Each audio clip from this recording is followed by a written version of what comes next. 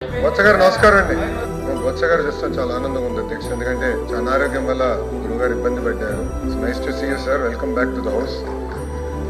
AP శాసన మండలిలో ఒక ఆసక్తికరమైన ఆరోగ్యకరమైన సన్నివేశం కనిపించింది. వైసీపీ నేత మండలి ప్రతిపక్ష నేత బొత్స సత్యనారాయణ స్వల్ప అస్వస్థతకు గురై హైదరాబాద్లోని ఓ ఆసుపత్రిలో ఆయన చికిత్స పొందారు. అనారోగ్యం నుంచి కోలుకున్న ఆయన సభకు హాజరయ్యారు.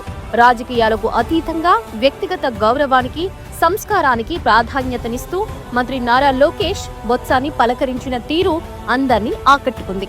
తిరిగి ఆరోగ్యంగా సభకు రావడం ఎంతో సంతోషకరమని పేర్కొంటూ ఆయనకు ఆత్మీయంగా శుభాకాంక్షలు తెలియజేశారు.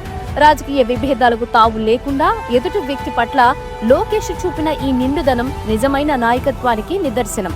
మంత్రి లోకేష్ ప్రత్యర్థులను ప్రేమగా పలకరించడమే కాదు, ఆపదలో ఉన్న వైసీపీ నాయకులకు ఆర్థిక సాయం చేసి రాజకీయాలకు అతీతంగా మంత్రి మానవత్వం చాటుకుంటూ అందరి ప్రశంసలు పొందుతున్నారు. నాయకుడంటే ఇలా ఉండాలని ప్రజలు సంతోషం వ్యక్తం చేస్తున్నారు.